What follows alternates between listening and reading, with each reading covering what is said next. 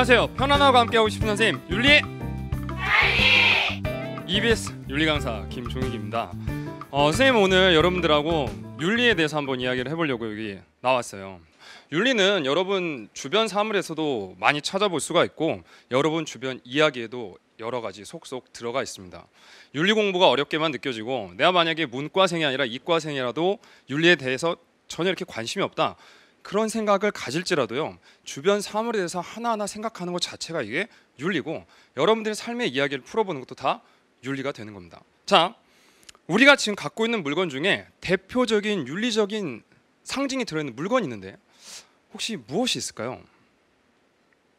여러분들이 좋아하는 것 중에 하나입니다. 책, 물론 책 될 수 있겠죠. 핸드폰, 그렇죠. 스마트폰이 왜 스마트폰일까? 스마트폰은 스마트하게 써야 스마트폰일 텐데 그런 생각하는 것도 윤리적인 생각입니다. 대표적으로 여러분들이 갖고 있는 사물 중에 윤리적인 상징을 갖고 있는 게 무엇이냐면 돈이죠. 돈. 자, 돈 1,000원짜리와 5,000원짜리에 어떠한 인물이 있는지 여전히 헷갈리고 있는 학생들이 있습니다. 1,000원짜리에 계시는 선생님이 이왕 선생님이고 5,000원짜리에 이 선생님이 계시고, 여러분 이제 곧 추석을 맞이하겠는데 추석 때 너무나 반갑게 한번 마주치고 싶은 분이 그렇죠. 신사임당 분께서 5만원짜리 이렇게 계시는데 1,000원짜리 이왕 선생님 계시고 5,000원짜리 이 선생님이 계시는데 나중에 내가 만약에 외국에 나가게 되거나 외국 친구를 만났는데 그 친구가 야, 대한민국에서 왔다며 너희 나라를 상징한 물건이 뭐가 있어? 고민해봤더니 노래 아리랑을 한 소절 불러보고 1,000원짜리 생각이 난 거예요. 그래서 꺼내봤어요. 여기 우리 이렇게 우리 전통 가옥도 여기 있고 여기 우리 대표적으로 우리나라 상징하는 분이 계셔. 누군데? 이왕 선생님이야. 그래, 그럼 이왕 선생님 어떤 분이셔? 할 말이 없어요. 이분 1501년에 태어났다고 여기 써 있는데 이게 뭘까? 심지어 1501년에 태어나고 바 돼 있고 끝에 숫자 4개 있으니까 이게 이분의 전화번호인가? 이렇게 착각하는 학생들도 있다고요. 1501년에 태어나신 이황 선생님 그 사실을 알게 된다면 정말 이 우리나라 현실에 대해서 눈물을 머금게 될 겁니다. 이거는 물론 재미로 그렇게 할 수 있겠지만 우리가 얼마나 인문학적 소양이 낮은가라는 것을 여실히 보여주는 사례죠. 조금만 관심을 갖고 우리 주변 사물을 바라보고 드라마나 영화, 책, 소설을 본다면 윤리가 무엇인지 캐치할 수 있습니다. 선생님이 어렸을 때 너무나 즐겁게 봤던 드라마 한 편이 있습니다. 중학교 시절부터 얼굴이 아주 잘생겼습니다. 두뇌도 명석하고 노래도 잘했고 그리고 사람들 앞에서 나서서 말하기도 잘했어요. 제 이야기가 아닙니다. 그래서 이제 그렇게 지냈던 이 소년이 중학교 때는 공부를 열심히 잘했는데 어느 순간 한순간 싸움을 한번 하게 되었는데요. 재능이 발견된 거예요. 공부와 노래보다 싸움을 훨씬 잘했던 거죠. 3번의 싸움으로 중학교를 재패하게 됩니다. 그리고 나서 청소년기 방황 시절을 겪게 되죠. 많은 드라마에 나오게 되죠, 이런 이야기들이. 그래서 이 소년이 싸움으로 이렇게 너무나 열중하다 보니까 그 당시 옛날 드라마인데요. 옛날에는 고등학교 입시 시험이 있었어요. 지금 우리는 대학교만 입시 시험을 보게 되고 한번 실패하면 재수강을 하게 되지만 옛날 어르신분들은 중학교도 재수를 하고 고등학교도 재수를 해보신 경험들이 있습니다. 그래서 여기 나온 이 주인공은 중학교 때 이렇게 놀다 보니까 고등학교를 제대로 진학하지 못하고 1년을 재수하게 되었어요. 그래서 고등학교를 재수하는 동안 내가 왜 이렇게 살았을까 고민하고 1년 동안 공부를 열심히 했습니다. 그래서 좋은 고등학교에 일단 진학을 하였어요. 그런데 고등학교를 진학하고 나니까 이미 고등학교 선배들이 이 존재를 알았던 거예요. 어디 중학교 누가 왔대? 내 걔 싸움 진짜 장난 아니라며.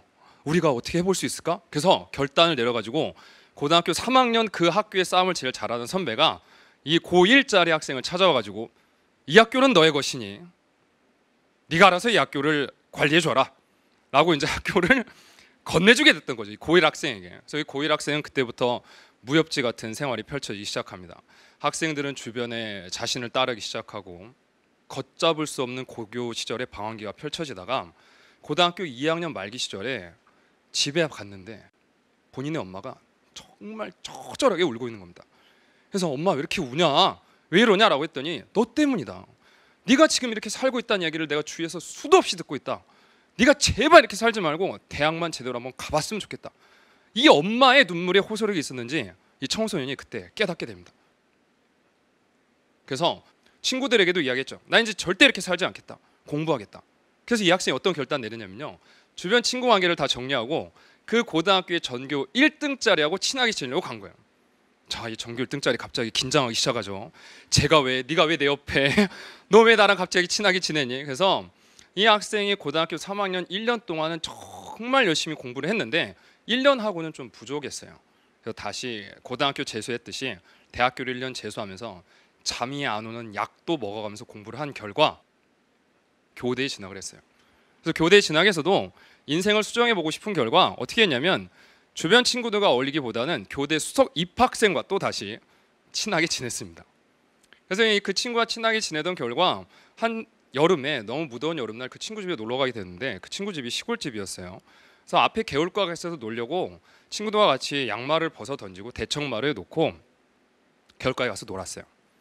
놀고 나서 집에 들어왔더니 아주 아름다운 묘령의 여인이 간식거리를 마련해 놓고 오빠 친구들이 벗어놓은 그 더러운 양말들을 다 세탁해가지고 손 세탁해가지고 빨랫줄에 이렇게 쫙 걸어놓은 거예요.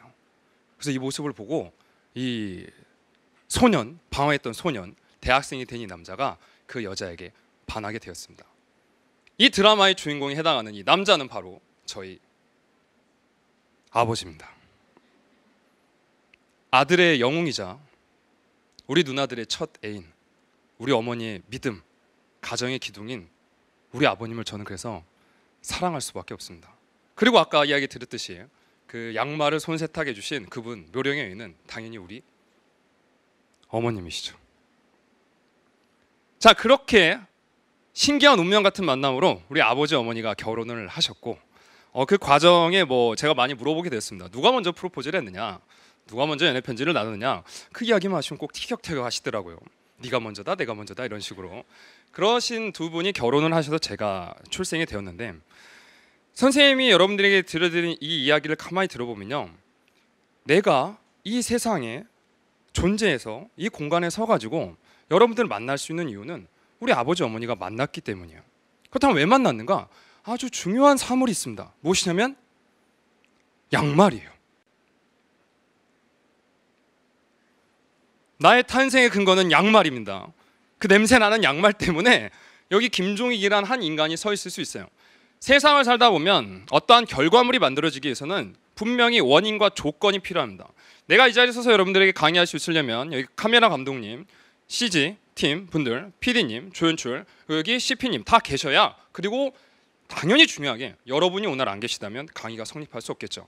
이와 같이 세상에 존재하는 어떠한 것들이 결과가 나타나기 위해서는 원인과 조건이 필요한데 그 원인과 조건은 두 글자로 무엇이냐면 그것이 인연이죠. 우리가 너무나 익숙히 잘 알고 있는 단어가 인연입니다. 그런데 이 인연이란 글자가 어디에서 왔지? 무슨 뜻이지? 라는 생각을 하는 순간 우리가 윤리와 인문학에 접근할 수 있는 거예요. 인연이란 단어는 불교에서 나온 단어입니다. 석가모니가 이야기하길 이 세상의 모든 만물이 나타나기 위해서는 원인과 조건이 필요하다. 그 원인과 조건을 인연이라고 부른 것이죠. 이와 같이 불교? 절에 가야 들을 수 있는 건가? 아니면 내가 이걸 공부해야 알 수 있는 건가? 라는 것이 아니라 여러분 주변에 이렇게 다 붙어있고 존재하고 있는 것입니다. 자, 그러한 인연으로 양말 때문에 제가 이렇게 세상에 나오게 되었는데요. 세상에 나온 데도 좀 우여곡절이 있었어요. 왜냐하면 우리 할아버지는 정말 둘째가라면 서러우실 정도로 남아 선호 사상의 선봉자셨습니다. 우리 아버지 어머니가 결혼하셨는데 저는 첫째가 아닙니다. 우리 어머니가 할아버지가 그렇게 남아 선호 사상이 강하신 분인데도 불구하고 용기 있게 첫째 딸을 낳으셨습니다. 딸이 뭐라고? 얼마나 예쁜데 딸이. 할아버지는 그래도 첫째니까 그래 딸 좋아. 그래서 이름도 지어주시고 이쁘다라고 하셨는데 우리 어머니는 더 용기가 있으셨거든요. 그래서 둘째를 또 딸을 낳으셨어요. 그랬더니 그때는 할아버지가 조금 실망하셨다 그랬어요. 그리고 셋째인 저를 어머니가 임신하셨습니다. 우리 어머니가 임신하시는 시절에는 요즘은 이렇게 TV 같은 거 보게 되면 초음파로 이렇게 보게 되고 이렇게 힌트 같은 것들을 의사가 이렇게 주고 그러잖아요. 로봇가 잘 어울릴 것 같아요. 그럼 여러분이 생각할 때 로봇이니까 딸인가 막 이렇게 생각한가요? 아니죠. 그런데 요즘은 그런 게 가능하죠. 과거엔 그게 불가능하던 시절에 우리 어머니가 고민을 되게 많이 하셨대요. 저는 그 이야기를 들을 때마다 약간 섬뜩하긴 해요. 고민을 하셨다? 그 시절에는 그게 가능한 시절이긴 했습니다. 왜냐하면 둘러키 운동을 하던 시절이라. 그런데 고민을 하셨다는 것 자체가 나를 고민했다는 것 자체인데. 근데 다행스럽게도 우리 어머니는 저를 낳기로 결심하셨고 수많은 진통 끝에 제가 이렇게 나왔을 때 간호사한테 물어봤던 게 아들이에요, 딸이에요 이걸 물어봤대요.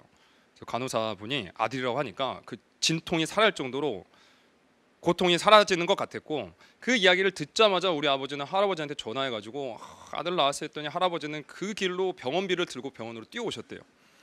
그래가지고 그 의사분한테 감사하다고 말을 하고 의사분하고 아버지하고 할아버지하고 그 병원 밖에 나와가지고 식사를 하시면서 축하를 나눴다는 거 아닙니까? 우리 어머니 아파 죽겠는데 지금 그러고 이제 제가 태어나게 된 거죠. 그 태어나서 저는 어렸을 때 먹는 걸 먹는 걸 되게 좋아했습니다. 세상에 나온 제가 이게 제 돌사진인데요. 저한테 돌사진 찍는다고 제발 가만히 좀 있으라 했는데 눈앞에 놓여있는 먹을 걸 주체하지 못해가지고 저렇게밖에 찍은 사진이 정문에서 찍은 사진에 해당이 되죠. 지금하고 많이 닮았나요? 아니에요? 저는 성형을 하지 않았습니다. 이렇게 저는 태어났는데 제가 이렇게 태어나는 데 있어서 중요한 건 양말이었지만 두 번째 중요한 건 우리 부모님이에요.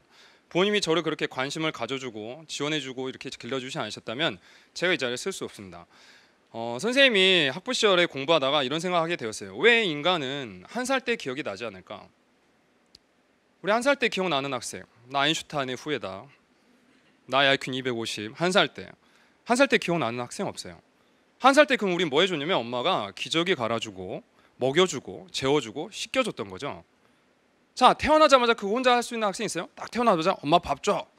그래서 분유 막 타가지고 혼자 이렇게 막 먹고 기저귀 가져다가 혼자 척척 이렇게 차고 못하죠. 그때 그러면 소중하게 엄마 아빠가 다 해준 건데 선생님이 학부 시절에 생각했던 결론은 한 살 때 기억이 나면 효도를 안 할 수가 없어. 정말 내가 사랑을 많이 받았거든. 그래서 아마 어떤 존재가 우리에게 자유의지를 주려고 한 살 때 기억을 지워준 거야. 네가 깨우쳐라.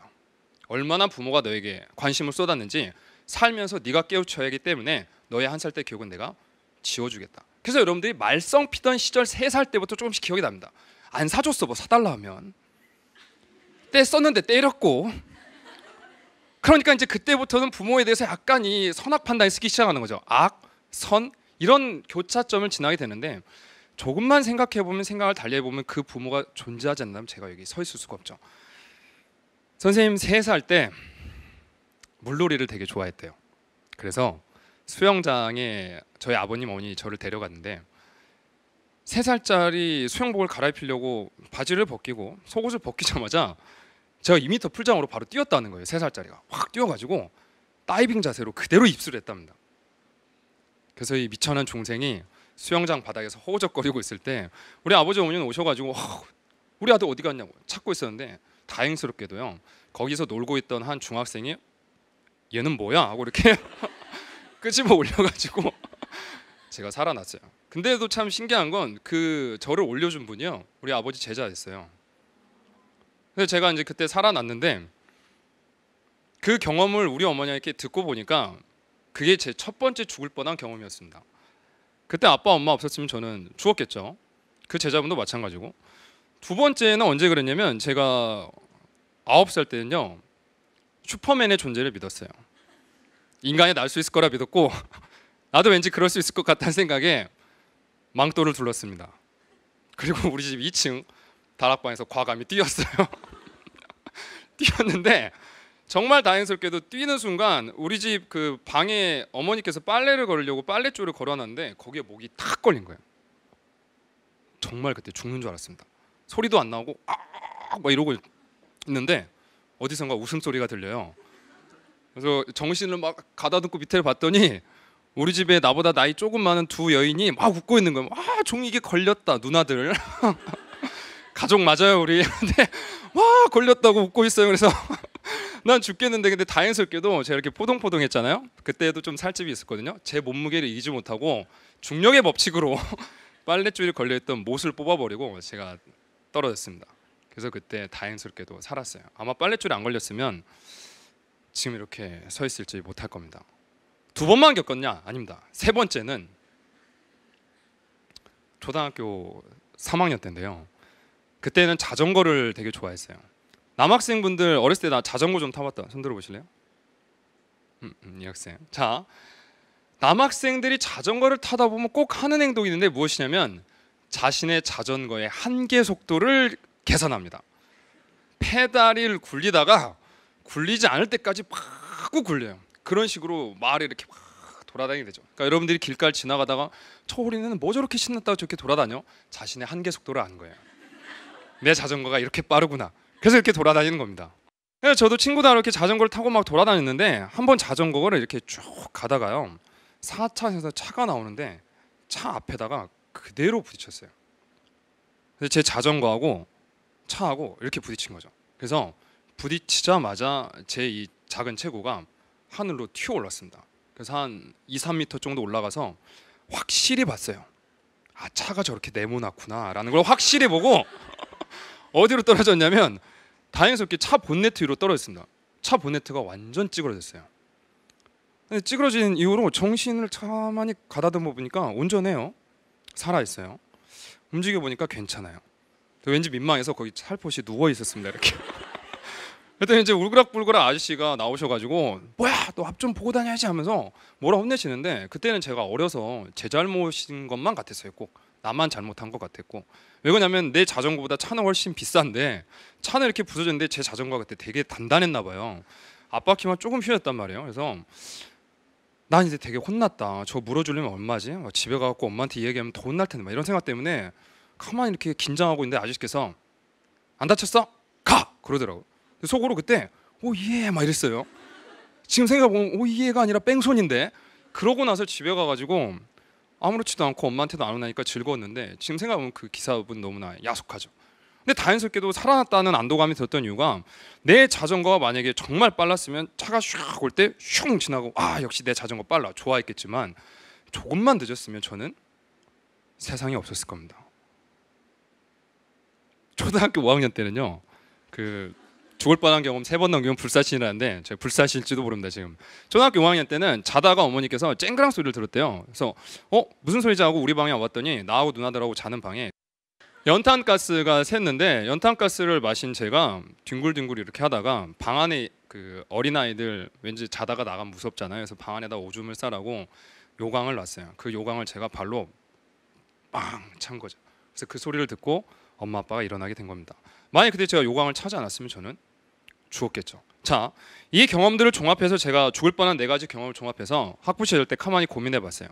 죽음이라는 거, 내가 언제 이렇게 죽음이란 걸 알게 되었지? 인지하게 되었지?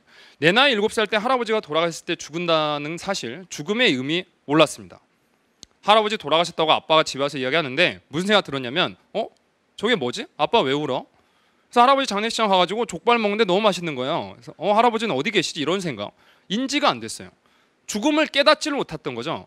근데 여러분 솔직히 여기 계신 여러분들은 죽는다는 사실이 무엇인지 알고 있죠.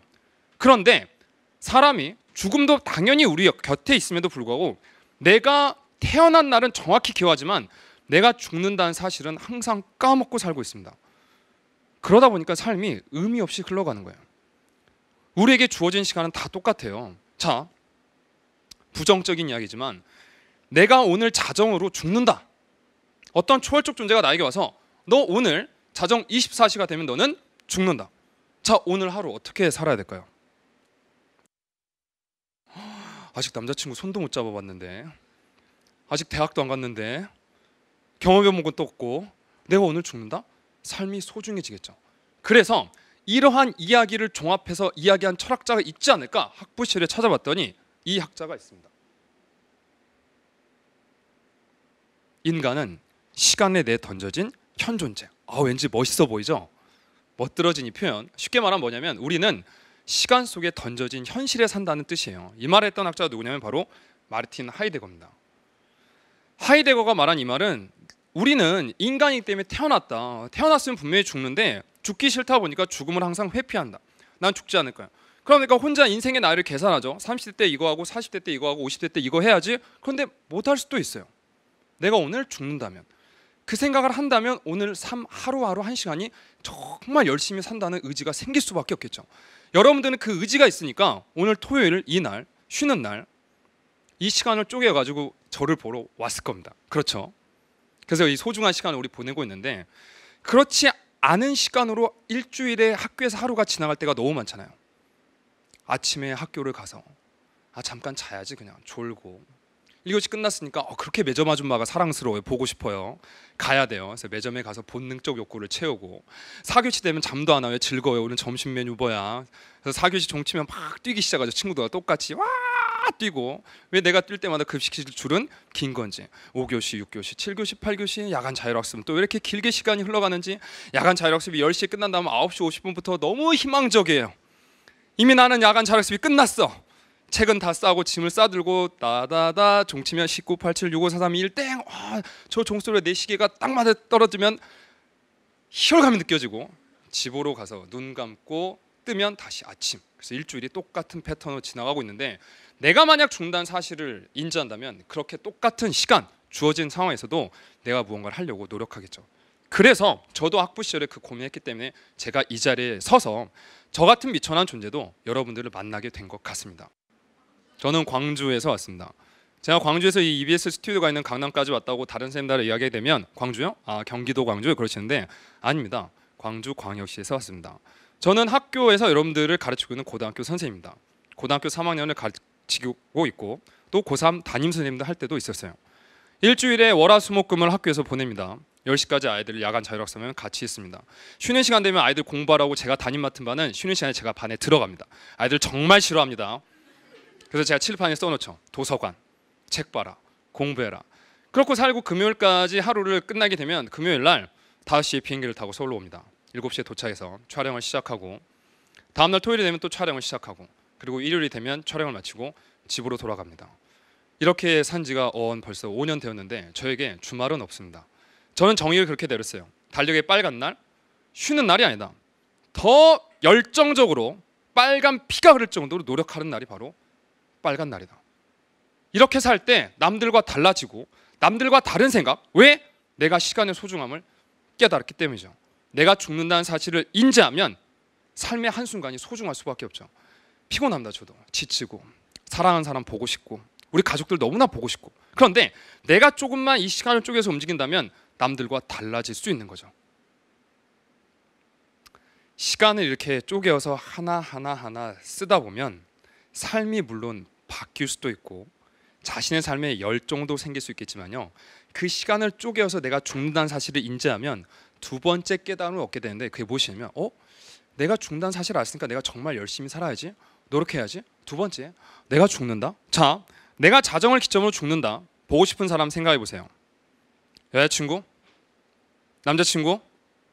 연예인 오빠들? 일단 갑자기 엄마 아빠 생각나죠. 남학생분들 그래서 군대를 가서 자아성찰합니다. 홀로 남겨진 존재로서 내가 세상에 왜 왔을까? 갑자기 보고 싶은 엄마, 눈물이 막 나기 시작하죠. 내 삶이 유한하다는 생각이 들면요, 첫 번째 드는 생각이 가족이에요. 그런데 우리 한번 생각해 봅시다. 자, 2015년인데 2015년 5월 8일 무슨 날이었어요? 어버이날. 자, 어버이날 무슨 날입니까? 국가에서 엄마 아빠한테 사랑 표현하라고 정해준 날이에요. 자, 그런데 올해 2015년 5월 8일 어버이날 나는 우리 아버지 어머니께 뭔가 뜻깊은 행동을 했다. 자, 여기 온 학생들은 뭔가를 했을 거예요. 자, 난 자신 있게 말할 수 있다. 뭐 있어요? 아니에요. 그냥 이렇게 한번 손 들어봤어요 저한테? 안녕 하이 저도 흔들어요 한번. 뭐 있어요? 자, 어버이날 하면 여러분들 가장 많이 드는 생각 중에 하나가 누가 뭐라 해도 카네이션. 그렇죠? 카네이션을 사서 달아드립니다. 그렇다면 저는 한번 이렇게 물어보고 싶어요. 여러분의 생일이 만약에 5월 8일이라고 생각해 봅시다. 여러분들이 고등학교 1학년이면 98년도에 태어났죠? 99년. 자, 그렇다면 99년 5월 8일 첫 생일 때 선물 카네이션. 2000년 5월 8일 생일 때 선물 카네이션. 2002년 생일 때 선물 카네이션. 2년 카네이션, 3년 카네이션, 4, 5, 6, 7, 8, 9, 10, 1, 2, 3, 4, 5 2015년 5월 8일 네 생일 역시 카네이션. 자, 기쁩니까? 카네이션 보자마자 카네이션 내 생일에 또 카네이션이야. 너무 좋아 카네이션. 저거 모아놔야지 이럴까요? 그렇다 해서 어버이날에 카네이션의 의미를 제가 퇴색시키고자 하는 건 아닙니다. 카네이션조차 드리지 않는 학생이 많다는 거죠. 엄마 아빠 카네이션 드리면 당연히 좋아하시죠. 좋긴 합니다. 그런데 정말 좋았을 때는 이때였을 거예요. 여러분들이 고사리 같은 손으로 어린이집에 가서 내일은 무슨 날? 어버이날 해가지고 색종이 나눠주면 그걸로 막 이렇게 딱 풀로 붙여가지고 되지도 않는 손으로 만든 카네이션을 엄마 아빠 가슴에 달아드릴 때 그때 엄마 아빠는 정말 기뻤겠죠. 그래서 그 정말 남에게 보여주기 민망한 카네이션을 붙들고 출근까지 하셨을 겁니다. 자랑하셨을 거예요. 이거 우리 딸이 줬어. 그럼 직장 동료 그러겠죠. 뭐 딸 바보야, 뭐 저걸 자랑하고 있어. 근데 본인도 나중에 그렇게 딸 나면 그렇게 할 거예요. 이거 우리 딸이 줬어, 막 이런 식으로. 그런데 그 다음 해에도 카네이션 그러면 살짝 이제 아버지도 어머니도 애가 이제 많이 컸는데, 그래서 아버지 생각하시겠죠. 바쁘니까 애가 얼마나 바빠, 지치니까. 우리 그럼 한번 이렇게 생각해봐요. 윤리 시간이니까 내가 여러분 부모님의 자제가 아니라 내가 부모님이에요. 너에겐 너와 똑같은 자녀가 있어요. 그리고 2015년 5월 8일 아침입니다. 자, 무언가 기대하겠죠. 오늘 어버이날인데 우리 딸이 그래도 와이프랑 아니면 남편하고 이야기할 거 아닙니까? 우리 아들이 뭐 어버이날인데 뭐 준비하지 않았을까? 아이 뭐 준비했겠어. 아침에 일어났더니 아들이 일어납니다. 밥 줘. 딸 막 엄마 빨리 뭐 묶어줘. 아이고 땀 빨았어. 짜증나 하고 학교로 가버렸어요. 엄마 아빠랑 둘이 카네이션을 서로 주고받습니다. 우리 아들 딸이 줬다 하자. 그리고 이제 출근을 하죠. 너예요 지금 너가 그래서 출근했어요. 자, 직장 동료들하고 인사하겠죠. 김 과장님, 김 대리님 잘 보내셨어요? 잘 보냈어. 오늘 어버이날인데 뭐 받으셨어요?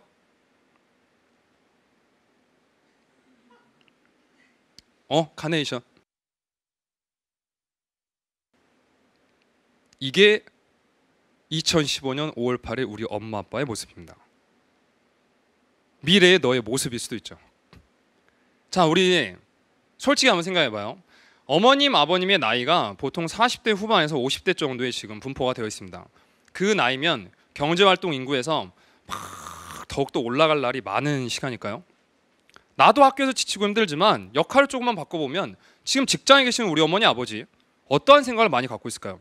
그 생각을 갖고 있는 어머니, 아버지에게 국가가 지정해준 날 하루라도 우리 아빠가 정말 웃음 짓고 남들 앞에서 자랑할 수 있게 왜 우리는 못 만들었냐 이거죠.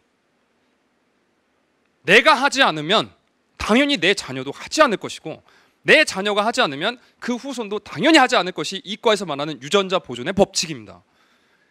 유전자 DNA 구조는 만들어져서 내려갑니다. 당연히 그래서 가족이 화목한 사랑의 가정의 유전자는 만들어져서 내려가는 거고, 그게 씨앗으로 전파가 되는 거죠. 우리 아버지는 왜 나에게 사랑을 안 주지? 그런 생각할 바엔 내가 실천하면 돼요. 나 때 대를 바꾸면 되죠. DNA 구조를 바꾸면 되는 거예요. 그럴 수 있는 노력을 해봐야 되겠죠. 언제? 바쁜 지금 이 시기에. 그래서 선생님이 EBS 강의하는 것뿐만 아니라 선생님이 이제 교직 생활에 못 나본 지 한 10년 정도 됐는데 항상 학교에서나 캠페인을 벌인 적이 있어요. 무슨 캠페인이냐면, 센스 있는 학생 알고 있어요. 바로 이 미역국 캠페인입니다. 뭐냐면 제발 어버이날이나 엄마 아빠 생일날 한 번쯤이라도 손수 식사를 한번 차려드리는 여러분이 되면 어떨까? 우리가 한 번쯤은 해보자 이거죠. 단돈 5,000원만 준비하면 돼요. 5,000원을 가지고 편의점에 갑니다. 2,000원으로 편의점 가면 3분 되면 신기하게 미역국 되는 게 있어요. 그걸 사고, 밥하기 귀찮으면 또 이 전자레인지나 끓는 물에 넣으면 신기하게 정말 맛있는 밥이 되는 존재가 있습니다. 990원짜리. 그래서 밥을 2개 사고 미역국을 사서 어버이날 아침이 되면 좀 일어나는 거죠. 일어나서 아침 새벽 6시에 일어나서 미역국 물 붓고 3분 끓이고 전자레인지에 햇반 2분 돌려서 밥을 햇반 그대로 놓지 말고 밥그릇에 덜고 국은 국그릇에 덜어서 냉장고 열면 그래도 기본 반찬이 있는데 없다 싶으면 이제 편의점에서 다시 꼬마 단무지나 김치를 사가지고 올려놓는 거. 그래서 5,000원이 필요한 거죠. 그래서 식사를 차리는 겁니다. 여러분이 부엌에서 그러고 있다면 엄마 아빠도 알 수도 있어요. 엄마 아빠 얼마나 기쁘실까요? 나를 위해 아들 딸이 식사를 차려줬다. 그러고 아빠 엄마가 출근하게 됩니다. 입이 근질근질 하시겠죠. 먼저 물어볼 겁니다. 김대리, 어버이날인데 뭐 받았어? 우리 아들이 우리 딸이 3분짠 사라지죠. 미역국을 끓여줬어. 소고기가 들어간 미역국. 밥도 손수 지어가지고 오늘 하루가 아주 든든해 라고 말하시는 아버님은 그날 하루가 마치 무엇 같았을 거냐면 사장님 남부럽지 않았을 겁니다. 왜? 내가 집안의 사장님, 회장님이 된 것 같은 느낌이 들기 때문이죠. 내가 공주가 되고 싶으면 왕이 있어야 돼요. 그다음 아빠를 왕으로 섬겨야 내가 공주가 되겠죠. 이게 당연한 법칙입니다. 그런데 제가 아주 안타까운 칼럼지를 봤어요. 대한민국 아빠들이 집에서 가장 좋아하는 물건 1위가 무엇인가 조사해봤더니 무엇일까요? 네? TV? 자, 비슷해요. 무엇이 있을까요? 리모컨. 자, 연상되죠? 아버지 손에 리모컨이 들려있고 아빠는 쇼파하고 물알체가 되어 있습니다 지금. 그래서 안방에서 TV를 보고 계시죠. 그래서 왜 아빠는 저렇게 뉴스를 사랑하는지 모르겠다라고 생각하고 있는데, 그 아버님들에게 다시 질문 던졌죠. 왜 리모컨이 집에서 가장 좋습니까? 답변은 집에서 유일하게 내 마음대로 할 수 있는 존재입니다. 이게 대한민국 현실이라니. 이 현실이 바뀌려면 누가 움직여야 되냐면 나부터 움직여야 됩니다. 가정에서조차 가장 가까운 부모님을 사랑하지 못한 존재가 어떻게 남자친구, 여자친구를 사랑하겠어요? 사랑하는 척 하는 거죠. 가장 가까운 사람을 사랑하지 못한 존재가 어떻게 친구를 사랑하겠어요? 그래서 공자도 말하는 거예요. 가족부터 사랑을 시작해야 되고, 서양의 아리스토텔레스도 그래서 가족부터 사랑이 중요하다고 말한 겁니다. 자, 여러분들은 언젠가 결혼이란 걸 하게 될 거예요. 나의 배우자를 만나게 될 겁니다. 나의 배우자의 얼굴이 멋져서, 이뻐서, 아름다워서 결혼했는데 알고 봤더니 이 배우자가 자신의 부모를 사랑하지 않아요. 자신의 부모를 사랑하지 않는 존재가 어떻게 나의 부모까지 사랑할 걸 기대할 수 있겠습니까? 그다음 선생님이 이렇게 열심히 이야기하시니까 선생님 그렇게 하셨어요. 저는 그렇게 하고자 노력을 많이 했습니다. 그래서 제가 이 윤리를 전공하고 좋아하고 있는 건지도 몰라요. 제가 고등학교 1학년 시절 어버이날 때 엄마를 위해서 해드릴 수 있는 게 무엇일까? 저희 어머님은 미용실을 운영하셨습니다. 제가 볼 때 항상 아름다운 모습이셨고, 어머니를 위해 기쁘게 해드릴 수 있는 게 무엇일까 고민하다가 제가 뭐 그런 거 해본 적도 있어요. 어렸을 때 김치 그 전을 부쳐가지고 미용실에 가서 어머니 손님들에게 나눠준 적도 있습니다. 근데 한 번은 우리 어머니가 꽃을 좋아하시는데 꽃 배달을 받아본 적이 있을까? 자, 나는 엄마한테 꽃 배달이란 걸 해봤다. 손 들어보세요 한번. 몇 명 안 들어요. 상위 1등급이에요 지금. 4% 안에 들었어요 지금. 여러분들 꽃 배달 오면 좋겠죠. 학교로 화이트데이나 발렌타인데이, 빼빼로데이 때 누군가 봤는데 꽃 배달 왔어요. 너의 거래? 얼마나 좋아요. 무슨 꽃이야 뭐 이럴까요? 아니죠. 어머니도 마찬가지죠. 아버님도 마찬가지예요. 직장에 여러분들이 보낸 꽃 배달은 얼마나 좋을까요? 근데 좀 꽃이 비싸잖아요. 그래서 제 고1 때 돈을 이렇게 뒤져봤더니 용돈 수준이 15,000원 정도 있었어요. 무작정 그냥 꽃집에 갔습니다. 가서 꽃 배달 시켜주세요. 당돌한 녀석이 와가지고 어디에요? 그랬더니 저희 어머니요. 미용실에. 어버이날이니까 보낼 거예요. 장미 20송이 얼마예요? 그랬더니 18,000원에 배달비 2,000원 들어간대요. 2만 원. 그래서 저 꺼냈어요. 이거밖에 없어요. 해주세요 그냥. 생떼를 썼습니다. 아, 웃기겠죠. 사장님도. 여사장님이 아주머니께서 고1짜리가 교복 입고 와가지고 이걸 신고를 해야 돼 뭘 해야 돼 얘가 와서 생떼를 쓰고 있으니까. 그런데 참 인생이 우연히 참 중요한 게요, 그날 그 꽃집 안에 가정집 방이 하나 있었는데 아들이 나와가지고 이 엄마한테 엄마 밥 줘 라고 하고 한마디 하고 들어가고 뭐 하고 있었냐면 그 당시 정말 유행했던 스타크래프트라는 게임을 열심히 하고 있었어요. 그래서 그 아주머니께서 번갈아 보기 시작했습니다. 자신의 아들 생떼 쓰는 이상하네, 자신의 아들 신고해버릴까, 자신의 아들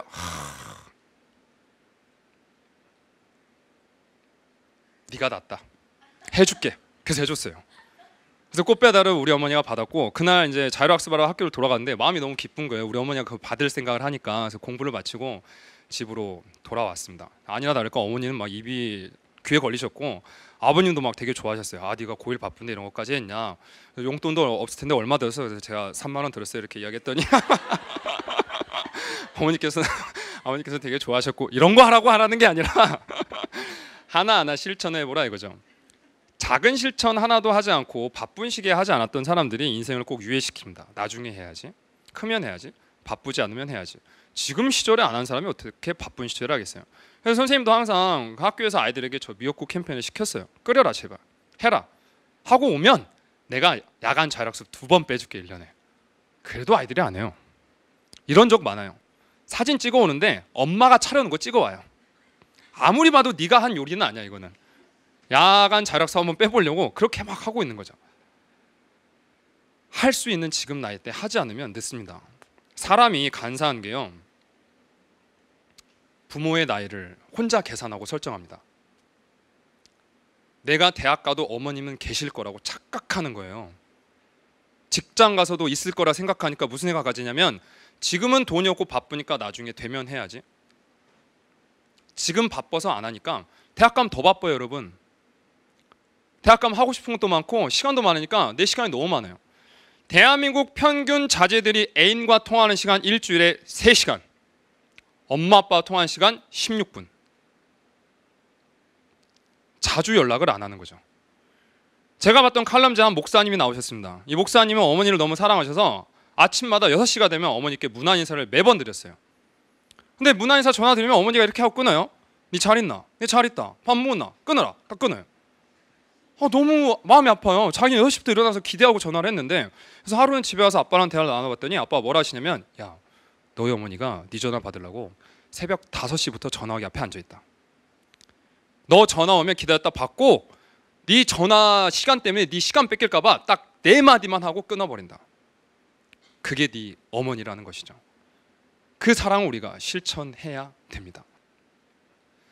내가 나이를 스스로 설정해놓고 어머니는 80살까지 70살까지 사실 거야 라는 착각에 살다 보니까 드라마처럼 인생이 펼쳐지는 거죠. 드라마 보면 그런 거 많이 나오잖아요. 무덤 앞에 엄마 나 이제 취직하고 직장도 가졌는데 결혼했는데 엄마 평소에 먹고 싶었던 거 가져왔어. 엄마가 먹어요? 잔디가 먹지? 못 드세요? 드실 수 있을 때, 표현할 수 있을 때 해야 됩니다. 선생님도 여러분 앞에서 이렇게 고등학교 때 그렇게 했지만 대학교 졸업하고 바로 직장을 취직하게 되어서 소득이라는 게 생기고 자본이라는 게 생기니까 사람이 그럴 생각이 좀 줄어들었어요. 직장 1년차 때 소득이 오고 자유로웠습니다. 선생님 음악을 되게 좋아했기 때문에 원래 선생님의 꿈은 이 공간에서 EBS 스페이스 공간 밴드 공연을 해보는 게 꿈이었어요. 근데 역설적으로 지금 강의로 이 공간에 서게 되었는데 음악에 빠지게 되었고 내가 하고 싶은 것에 빠지게 되어서 살다가 그 해 직장 1년차 12월 달에 아버지한테 전화를 받았습니다. 엄마가 병원 갔는데 뭐가 보인다더라. 충격이 왔어요. 뭐지? 엄마는 병원을 옮기시기 시작했고 서울의 큰 병원까지 오셨습니다. 당연스럽게 아버지가 뭐라 하셨냐면 별거 아니래. 그냥 수술하고 떼어내면 되니까 너는 네 할 일 잘하고 여기 오지 않아도 된다. 가지 않았습니다. 어머니 수술이 시작되었고 끝난 시점에 전화 드렸더니 아버지께서 침울하게 말하셨습니다. 네 엄마가 폐암 3기다. 6개월 남았단다. 집에 와서 쏟아지는 눈물을 참을 수가 없었습니다. 내가 윤리 전공자야 이러고 내가 인생을 남들에게 가르칠 수 있을까? 정말 하늘을 위해 기도하기 시작했어요. 우리 엄마 제발 살려주세요. 어머니의 항암 치료가 시작되기 시작하셨죠. 미용실을 운영하시던 우리 어머니 아름다웠던 모습은 온데간데였고 머리가 다 빠지고 손발톱이 다 빠지고 저에 대한 반성만 계속했습니다. 그런데 하늘이 나의 기도를 들어줬는지 우리 어머니는 지금까지는 살아계십니다. 기적이라 그래요, 의사도. 그렇지만 제가 지금 소득이 있고 어머니한테 사드리고 싶은 거 있어도 우리 어머니 못 드세요. 제가 어디 여행을 데리고 다니고 싶어도 못 가십니다. 할 수 있을 때 하지 않으면 후회할 수밖에 없는 게 인간이라고요. 그러니까 여러분 나이 때 할 수 있을 때 작은 것부터 하라 이거죠. 아침에 학교 갈 때 바쁘잖아요. 시간 조금이나 내서 엄마 나 잠깐 놓고 온 게 있어. 뭔데? 엄마 사랑해. 그렇지만 좋아하시겠죠. 학부모들로부터 전화를 매번 받습니다. 전 남고에 근무합니다. 평생 거기에 지금 있어야 되는데 아이들은 감수성이란 걸 찾아볼 수가 없습니다. 수업 중에 이렇게 무언가 소소한 일상거리에 선생님 어제 이렇게 뭘 먹었는데 말이야. 그럼 여학생들 질문하죠. 뭐 드셨어요? 이렇게. 근데 남학생들은 선생님 어제 뭐 먹었는데 말이야. 이렇게 째려봐요. 뭐 그래서 배고픈데 네가 사주냐? 막 이런 식으로. 그러한 여러분 아들들이 엄마한테 공감을 표현한다면 엄마 아빠는 얼마나 좋아하시겠어요. 그런 걸 하나하나 실천하는 게 윤리입니다. 자, 오늘 선생님이 여러분들하고 이야기를 몇 개 나눴는데요. 윤리는요 여러분과 동떨어지는 머나먼 세계 있는 게 절대 아니에요. 선생님은 선생님의 삶의 일부를 가지고 여러분들에게 윤리를 설명하였습니다. 즉 윤리는 무엇이냐면 삶의 일부이죠. 오늘 수업 초반에 선생님이 여러분들에게 무엇 이야기했냐면 내가 이 세상에 태어나게 존재의 이유는 양말이다. 이것이 원인과 조건이다. 이게 인연이라 했잖아요. 이게 불교의 인연생기설입니다. 두 번째, 내가 이 세상에 태어나가지고 죽을 뻔한 경험을 했어요. 근데 그거 말고 더 있어요. 또 신기하게 근데 그러한 순간마다 죽음을 직면하고 내 인생을 열심히 살아야겠다. 나는 지금도 그렇게 생각합니다. 내가 비행기를 타거나 기차를 타거나 버스를 타고 올 때 죽을 수 있다 생각해요. 비행기가 돌풍에 휘말릴 수도 있고, 제가 항상 강의를 끝나고 집에 내려가는 시간이 새벽 1시 버스나 2시 버스를 탑니다. 밤길에 빗길에 버스를 타고 있으면 이 순간에 죽을 수도 있다. 그래서 그 시간이 소중해지니까 그 안에서 무언가 막 하는 거예요. 선생님 헬로 영상 본 사람들 알겠지만 지쳐서 기차에서 쓰러져 잘 때도 있습니다. 그렇지만 거기서 뭐라도 해야 돼요. 왜? 이 순간에 죽을 수도 있으니까. 그래서 요즘은 그런 생각 들어요. 비행기를 타고 가다 내가 죽을 수도 있다. 기차를 타고 가다 죽을 수도 있다. 버스를 타고 가다 죽을 수도 있다. 그렇지만 나는 열심히 살았다. 죽어도 괜찮다. 너희들에게 이렇게 여러 가지를 주고 있으니까. 그런 식으로 살 수 있는 이야기를 한 게 마르틴 하이데거의 바로 실존주의입니다. 실존주의는 뭐냐면 현실에 존재하는 여러분들 너무 소중해요. 그런데 여러분들을 그냥 여러분들 개개인의 이름으로 불러주는 게 아니라 학생, 수험생, 아니에요. 나는 수험생이 이전에 나만의 이름이 있어요. 다솜이란 이름이 있어요. 나만의 개체로서의 이름이 있다고요. 나도 교사이기 이전에 김종익이란 사람입니다. 그걸 생각하려면 나를 바라볼 수 있어야 되는데 그 계기가 죽음이란 거죠. 선생님이 한번 EBS 여기 방송 관계자분들과 노래를 부르는 공간이라는 것을 가게 되었습니다. 한번 거기서 노래를 불렀는데 무슨 노래 불렀냐면 말 달리자라는 노래 한번 불렀어요. 크라잉넛의 말 달리자라는 노래 불렀더니 다음 촬영 때 카메라 감독님이 물어보셨어요. 선생님, 윤리 선생님이 그런 노래 부르시면 됩니까? 나는 윤리교사이기 이전에 김종익입니다. 나라는 존재를 난 알아요. 나는 락을 좋아합니다. 하고 싶어하고. 이런 걸 아는 것이 나의 시간을 체크하는 거죠. 많은 학생들이 상담하다 보면 내가 좋아하는 게 뭔지도 몰라요. 실제 내가 좋아하는 음식이 뭔지도 모르고 내가 좋아하는 색깔이 뭔지도 모르고 그냥 국어, 영어, 수학, 수능 공부만 매번 하고 나의 현실에 존재하는 나는 사라지고 있는 거죠. 그러다 보니까 나도 사랑하지 못하니까 주변 관계가 보이질 않으니까 사랑이 전파가 안 되는 겁니다. 그러한 나 자신을 회복하는 게 실존이라고요. 시간에 대해 던져진 실존. 세 번째 우리 나눴던 이야기, 부모님한테 미역국이라도 그리고 사랑한다는 마음이라도. 이게 유교에서 말하는 뭐냐면요, 물질적으로 부모님을 섬기는 걸 뭐라고 하냐면 봉양이라고 합니다. 봉양. 정신적으로 부모님 섬겨드리는 거 양지라 그러죠. 이게 당연히 조화를 이룩할 수 있어야 진정한 효도가 될 수 있겠죠. 그런데 효도는 이건 있어요. 나만 하는 건 아닙니다. 당연히 부모가 나를 사랑하는 것도 효예요. 그래서 부모가 나한테 긁는 사랑하는 것도 효니까 부모가 먼저 해라 이렇게 하기보단 오늘 이 강의를 듣고 갔으면 그래, 내가 오늘 하루만이라도 우리 가정을 밝게 기쁘게 만들 수 있는 작은 행동이 뭘까? 편지라도 쓸 수 있고 아까 말했던 했던 오글거리는 행동이라도 다음날 해볼 수 있고 이런 걸 조금씩 해보자 이거죠. 부모님과 대화할 때 대화가 잘 안 되면요, 시점을 과거로 돌려야 돼요. 왜 그러냐면 부모님들은 항상 미래 진행형입니다. 제가 저래가지고 대학 어디 가? 저 등급이 왜 저래? 나는 현재 진행형이에요. 내 현재가 이런데. 근데 이 과거의 시점으로 대화를 돌리는 거예요. 물어보는 거죠. 집에 가서 오늘 강의 들었는데 윤리의 샤이니 김조희 선생님은 양말 때문에 태어났대. 나 왜 태어났어? 엄마 아빠 왜 만났어? 분위기 잘 파악해야 돼요. 싸울 수도 있어요. 그때 그러게 말이다! 라고 그런 게 나오지 않도록 대화 시점을 돌리면 가족이 유쾌해지겠죠. 아, 그래서 내가 이렇게 태어났구나. 그렇다면 먼 미래에 너의 이세에게 설명해 주겠죠. 너의 할아버지 할머니 이렇게 만나서 나도 엄마도 아빠도 이렇게 만나서 네가 이렇게 존재하는 것이다. 이렇게 이야기할 때 여러분 가정도 윤리가 행해지고 사랑이 펼쳐지고 삶의 일부로 윤리가 오는 겁니다. 문과 학생만 생활과 윤리 공부하고 윤리와 사상 공부하는 게 아니라 여러분 인생의 평생에 걸쳐서 이런 고민을 할 때 여러분 인생이 풍부해지고 여러분의 삶의 이야기거리가 생기겠죠. 소개팅에 나왔어요. 남자가 하는 말이 다 현실과 동떨어진 이야기예요. 갑자기 막 대전 엑스포 다리가 왜 무너지지 않는지 아십니까? 이런 거 이야기하기 시작하고 뭔가 공감이 될까요? 아니죠. 여러분들이 이런 공감적인 마음들을 갖고 살 때 여러분 가정에서 이런 이야기가 돌게 되고 그 가정이 행복해지면 사회, 국가가 한 발짝씩 나가기 시작하는 겁니다. 자, 여기 여러분 선생님이 그려놓은 이 구조도가 뭐냐면요, 마인드맵인데요. 윤리를 사랑하고 윤리를 공부하는데 난 이제 수능에도 좀 접목해보고 싶다. 이 마인드맵은요, 수능 윤리 과목에 해당하는 것이 아니라 모든 과목에 해당이 됩니다. 나만의 스토리 이야기로 교과 내용을 정리해서 구조화 시켜야 돼요. 왜 그러냐면 수능 시험은 절대적으로 이 공간의 단편적인 지식만 물어보는 시험이 아니라 전체적인 범위 내에서 여기 엮어서 낼 테니까 너 한번 파악해봐. 그렇기 때문에 전체적인 구조도가 머리에 없으면 문제를 풀 수가 없어요. 이 연습을 그래서 여러분들이 고등학교 때부터 해봐야 됩니다. 그래야 대학교 가셔서도 여러분들이 쉽게 공부할 수 있어요. 왜? 대학교는 지금처럼 이렇게 짚어주지 않아요. EBS 인강이 존재하지 않습니다. 교수님 들어오셔서 이렇게 얘기하죠. 이번에 이 시험 이 책 한번 읽어봐. 여러분이 정리해야 돼요. 그 지식을 여러분이 갖고 가야 됩니다. 그럴 수 있는 방법이에요.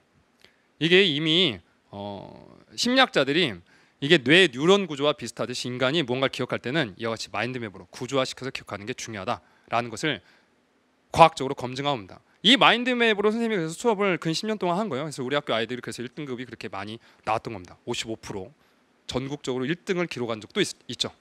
자사고를 제외하고도. 이러한 연습도 여러분이 하시면, 그리고 또 삶에서 여러분들이 선생님이 제시했던 메시지를 실현하면 수능도 잘 보고 여러분 가정도 화목하게 될 겁니다. 자, 오늘 선생님이 여러분과 나눴던 이야기 정리해보면, 첫째, 윤리는 우리 삶의 원곳이 아니라 일부입니다. 그리고 두 번째, 마인드맵을 통해 구조화를 잘 시켜서 수능 공부, 다른 과목도 마찬가지예요. 열심히 한번 해보시고요. 매 순간 삶을 허무하게 보내지 마시고 내가 이 순간이 끝날 수 있다는 생각, 메멘토 모리, 죽음을 기억하면서 매 순간 열심히 사시는 여러분 되었으면 좋겠습니다. 그러할 때 그 순간은 꼭 혼자가 아닌 가족과 함께 있으면 좋겠어요. 이것이 여러분에게 선생님이 오늘 꼭 들려주고 싶은 메시지입니다. 한 시간 동안 아침부터 와갖고 강의 듣느라 고생 많이 하셨습니다. 감사합니다, 여러분. 사랑합니다.